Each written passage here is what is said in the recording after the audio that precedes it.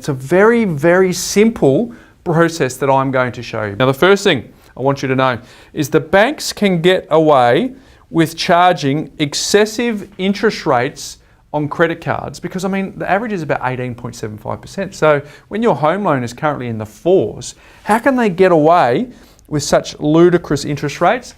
And the answer is very, very simple, because they prey on the fact that we are bad money managers. Now, again, I've talked about the primary account in the first video. I'm going to talk about that very comprehensively in the third one, so hang in with me on that one. But just for the time being, you're going to pay your primary account into your 7-day float, which is your debit card. And I'm going to suggest to you that the best day for you to do that is on a Thursday. And the reason is really, really simple.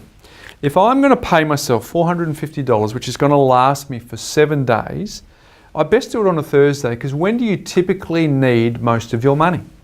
Friday night, Saturday night, over the weekend, those sorts of things. So it just makes sense that you do that. You do the groceries on the Friday, you have your discretionary spend over the weekend, and then come Sunday night, you work out how much is actually left over. And here's the decision you need to make. Whereas if I actually park the money in an offset account, what's really interesting is I'm actually saving on an expense. So if I actually saved the same amount as I earned in interest, I'm better off saving than I am earning, quite simply because if I'm saving money, I don't have to pay tax on that. If I'm earning money, I do have to pay tax on that. Never, ever use your credit card for discretionary spend.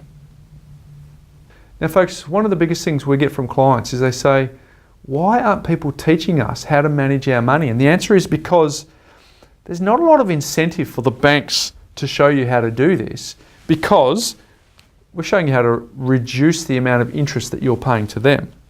And of course, quite often our generations prior, they might not be very good money managers themselves. So we haven't had these lessons and these tips passed through the generations, folks. But I've just laid out a very, very simple system so that you can put your finances on autopilot.